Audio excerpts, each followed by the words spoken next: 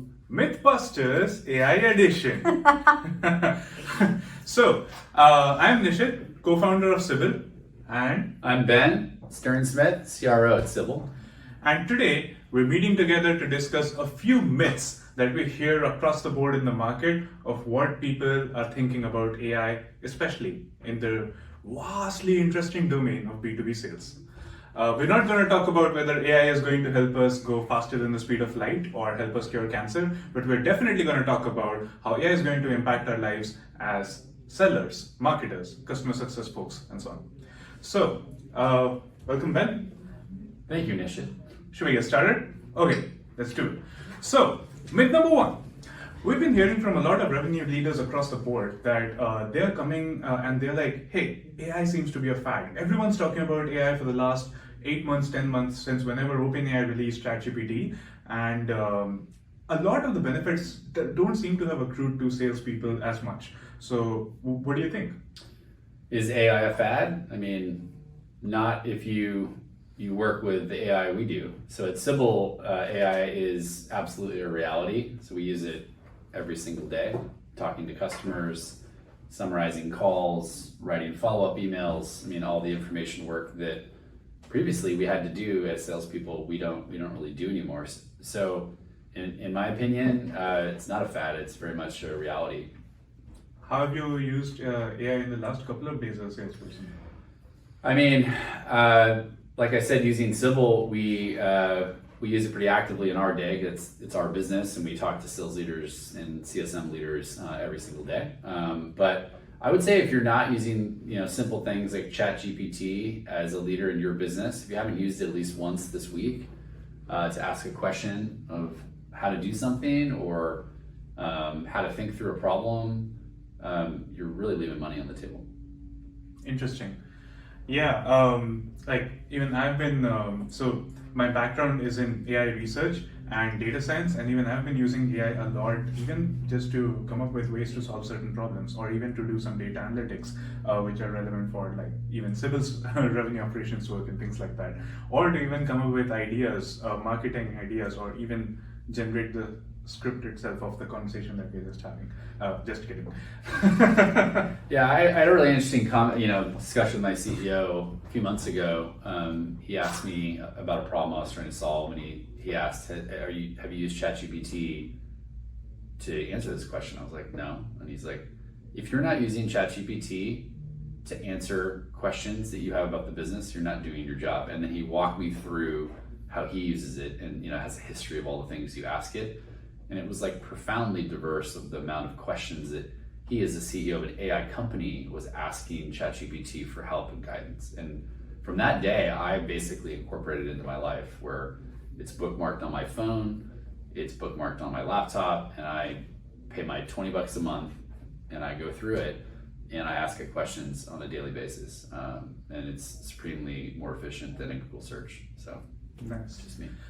So, if you as a sales leader want to get your life completely transformed and start using AI regularly, go talk to our CEO. He's Gorish. So, let's move on.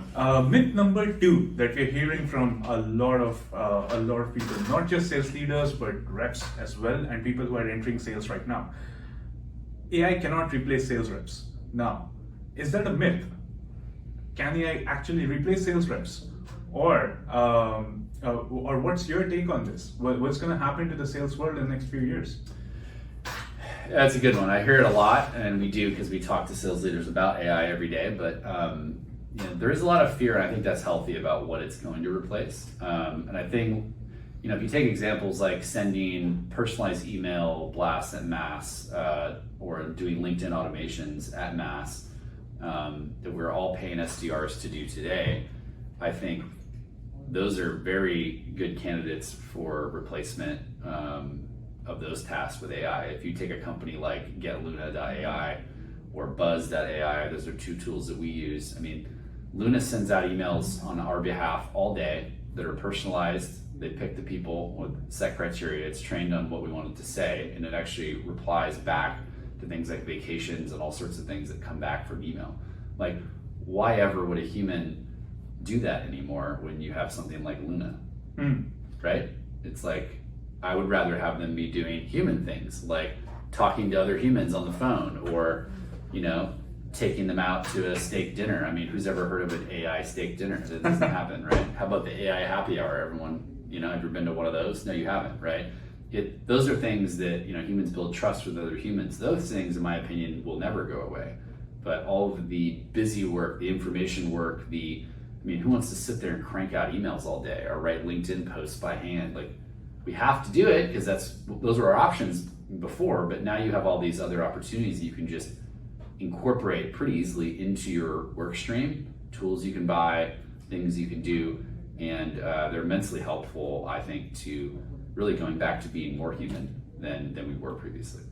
So what I'm hearing you say is that like AI can replace a part of the salesperson's job, but that part is the part that they actually don't want to do because it's a lot of busy work. It's 100%. not really building human-to-human connections, right? 100%. Yeah. That's awesome. And like how is that playing out in kind of your daily life? You said you've been using Sibyl to automate a lot of your work, like how's that playing out? Well, I've been, you know, selling for 24 years, right? Sales leadership and in IC positions throughout those times, and worked at big companies like Oracle and Salesforce, and I've worked at small startups as well. And I can tell you the things I used to do that I absolutely don't do anymore, right? And I used to hold calls, video calls in the recent future, or the recent past, 2020 on, right? A lot of Zoom calls like everybody else in the pandemic. And I used to take notes on those calls. And then I used to go back and listen to those calls. And then I would write a follow-up email to those prospects because I had to do that, right? And then I'd update Salesforce. And then I'd post something to Slack to apprise my team. Like all those things I have to do. And today, I don't do any of those things. When I sit on a Zoom call, I focus on the prospect and talking to them, understanding their needs and trying to match what we do to those needs. Because Sybil takes notes for me, perfect notes. I used to write follow-up emails. I don't do that anymore either because the follow-up email is now part of the package we deliver.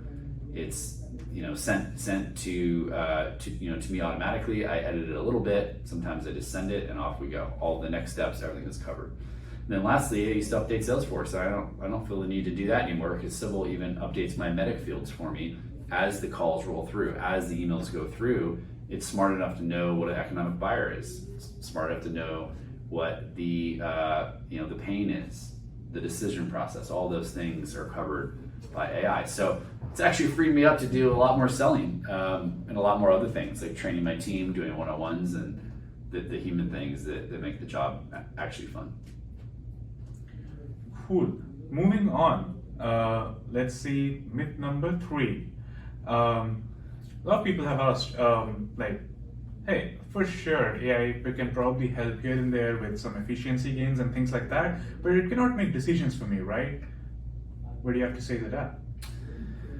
Well, you know, I agree that AI isn't, you know, at the point of making decisions for us, but it's definitely speeding up the process. So I'll tell you a quick story of one I recently had, and this is just using ChatGPT, which is, I would, of course, encourage you to learn how to talk to it, play around with it. I think you'll find it really helpful. But my daughter had a virus and had certain symptoms, and I was like, you know, normally prior to this, I would have gone to like Google and stuck in a 15-minute, 20-minute YouTube reel of how to deal with something, or go to WebMD or some crazy site where I'm not sure if I can trust the data. And I'm really not a doctor, so it's sort of like not even talking to me in a language I really understand. So what I did is I put the symptoms into ChatGPT. It gave me some scenarios of what it thought it was, and then I started asking questions about, well, how does this disease or this virus transmitted? What should I do to keep her safe? What medications should I? And like, I could have taken her to a doctor, but it turned out to be something that pretty easy to deal with. And I sent that whole chain to my wife in a text message saying, hey, this is how to deal with our daughter, you know, today, because she was home with her. And it was like, it took me 6 minutes, 5 minutes maybe, and then I could easily share it with her. And it was like the most amazing thing. It was so much more direct. I trusted the answer much more than I would a Google search when I'm bouncing around all these unknown websites. And it was really just an efficient way to do it. And so now, I mean, that's one of many examples I've used in my personal life. And I also do in business to like really just get direct answers to questions that I have about things that I'm working on. So pretty incredible. Yeah, I've had examples of like being able to make decisions quicker because of the information that I could get out of AI systems. One specific example was like there was a deal that we were chasing at Civil, and we were kind of stuck as to like what to do next. This was with one of our bigger kind of trials, and we used all of that information, input it into ChatGPT, and asked like, hey, what should we do next? And it was basically, think of it in this way, that you take all of the information about a deal from your Salesforce account and get an AI to digest all of that, consume it, understand it, and then give you suggestions of what's the next step to take because you're stuck. And surprisingly, the suggestions we got were pretty spot on, right? They were excellent. Yeah. Yeah, and then we actually ended up doing some of those steps that we thought were the right ones. So keep in note, it was still us taking the decisions and executing on it, but there were some of those things that we hadn't even thought of. And so did AI help us in the decision-making process? Absolutely. Did it help us close the deal? Absolutely. Were we the ones taking the decisions, calling the shots? Yes. There's another thing that I've noticed quite a lot with our customers is that, so one of the things that Sybil does is it doesn't just capture accurate summaries of conversations, it also pushes those summaries into Slack channels and emails so that everyone across the organization can access them. Now, the way that helps a lot with decision making with sales leadership, and also for other teams like product teams and marketing teams, is that everyone has a single source of truth around what's happening and what's being discussed in customer calls. What are the common pain points? What are the objections? What are the things we're facing in deals that are leading to slip-ups and things like that. So yeah, it's been critical in helping us make decisions, right? I totally agree. It's like, it's not going to make the call for you, but it gives you, it's almost like an assistant on your shoulder giving you options to choose from, which is infinitely more efficient in my opinion. And frankly, welcome to, like, I don't have all the answers, right?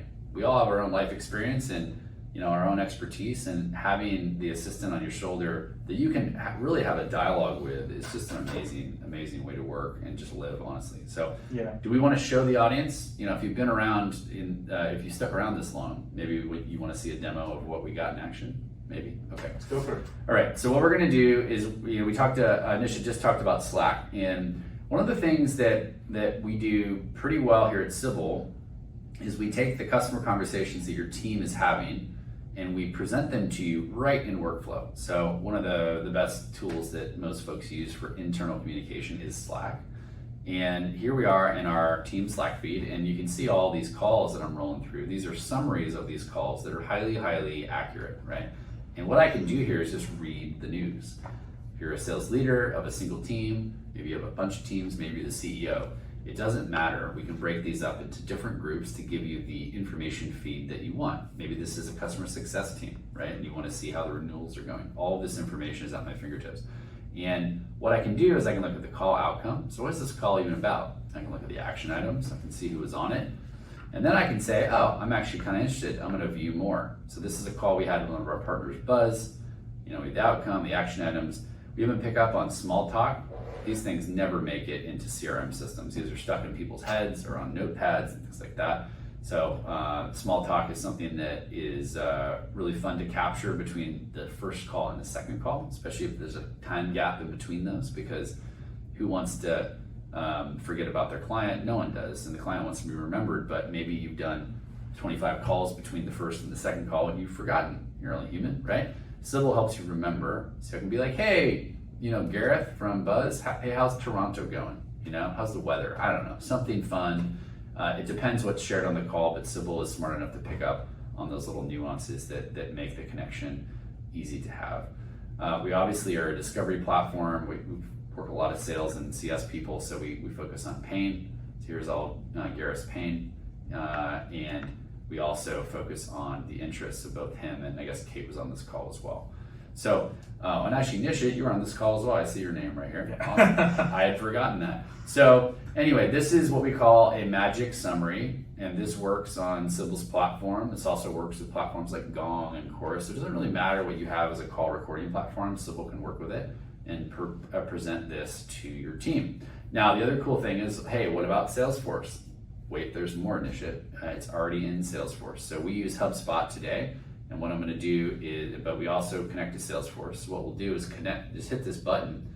And this goes to the record we have in our CRM system of the call. And you can see that summary is right there. It matches directly to the contact, to the account, to the opportunity if there is one. And all of that is automatically there in Salesforce or HubSpot, and I don't have to do anything. So all the information work that we previously had to do to type the notes up and all that stuff, we don't have to do anymore. So it's kind of like magic. Now the next thing I'll show you is what happens if I want to write an email back to the customer. So if I'm going to write Buzz an email, now I'm back in Sybil where I can actually view the call itself. I can see the summary. I can view the transcript if I want, which we have a highly accurate transcript engine. But let's say I want to follow up. I'll hit an AI email follow up and look at this. This is the email based on the call I had with Gareth with all the next steps and everything all summarized for me. And I can just open my email client, send it away, maybe do a couple edits, no big deal, but this is so much more efficient for me on the end of day follow up than a traditional, hey, I'm gonna go figure out this chicken scratch I have on my pad, type it into the email, spend 20, 30, 40 minutes typing it. You'd be surprised how long some reps take to write emails because we all want to do a good job, right? So this is kind of how we speed things up at Sybil. So we record the call for you or use the call recordings that you have today. We summarize those calls. We push them right there in workflow. We write the email follow-up for you, and we append your CRM all automatically. What do you think, Nishit? Do you like it? Absolutely. Yeah, if you want to check out some magic, hop on over to Sybil.ai and you'll see what to do next. So thanks for sharing that, Ben. That was quite informational. And yeah, honestly, like that's really transformed the way we do sales at Sybil and what our customers do, how our customers do train and execute on their sales plans as well. We've even so I think we have customers who have admitted that now their reps don't really write their emails from scratch anymore because Sybil is writing their follow-up emails for themselves. We also have customers who admit that their reps are saving at least an hour a day, every single day, in terms of call notes, CRM updates, and follow-ups. So yeah, check us out. Moving on, myth number 4. A lot of leaders do say that change management with AI is hard. Who's gonna hop over to like another tool and try to get things out of it when you don't really have the time in the day? You have 100 things to do. So what do you think about that, Ben? I mean, it's simple. We don't really do a lot of custom trainings, and I think that's indicative of really good AI. So, we, as you saw in the demo, we work with the tools that you have today for the most part. Even if you don't have Slack, we work with email, we work with CRM, and you can also use Sybil as a platform to view your calls. But people kind of know what to do with it, and that's why we don't do a lot of trainings. And I think that's the best part about this, because if there is a message you hear from us today that you want to take with you in your day-to-day, is that AI is helpful, AI is easy, and AI is here today, at least in part, to really help you be more efficient in your job and to help you make more money. So that's change management with our system. From what the hundreds of customers that we have, it's just really indicative of really fast, installs. You can go up, sign up for a trial today. It's 2 minutes, sign up, and you're in. It starts recording your calls, sending you summaries, and everybody knows what to do with those. So exactly. I think it's pretty elegant. Exactly. So there were previous iterations of AI tools and products, especially in the sales tech world, where you had to do a lot of change management. It was like, okay, I have this tool that can help capture the next steps, but in every single call, when you're setting up a next step, you have to say, and our next step is, and it will match it. We're not in that world anymore. We're not in 2019. We're in 2023. And in today's world, if an AI tool is good, it should work with minimum change management. As Ben was pointing out, if you want to use Sybil, you don't have to take your calls any different than you take today. Sybil just captures them, understands them, and actually figures out what's happening, which is how you would expect a human to take call notes as well. And integrations, the quality of the AI, and the level of reliance you can have on it all play a part into having minimal change management. The other factor that has also led to this is like a lot of sales tools in the past have had teams to actually invest into change management, do things like setting up a platform and like basically having onboarding sessions which last hours and weeks and days and weeks, and you have check-ins every week and things like that. That's not how B2B tools should work in 2023. And we're seeing that across different spaces. It's not just sales tech, it's a lot of other spaces are much sort of like much more further ahead in this domain. But we're heralding that in sales tech, and we believe that that's going to happen pretty fast across the board. Yeah, I mean, I think that one of the best things about our platform is, like you said, just hold the call normally, and the rest just happens. So everything you saw was, in the last summary was just taken from a live call where 2 people, actually 4 people, were conversing about a business topic, right? And that's the best part, because like no one wants to change how they sell, what they do, right? And Sybil can break it apart and turn that into useful information. But I will say, in the world of AI, I think using prompt engineering, which is like now a new role in the industry, right? The last 6 months, prompt engineer is like a thing. There are varying degrees of change management with getting that right. So if you haven't used ChatGPT and you're gonna maybe try it after this talk, like great, I think it's a great idea. You can naturally play with it and be pretty dangerous, but to get really, really dangerous, you need to know how the model reacts to certain sentences, which are prompts. So I think that is a level of change management that every ChatGPT user, Google Bard user, or what Anthropic user is going to have to learn over time.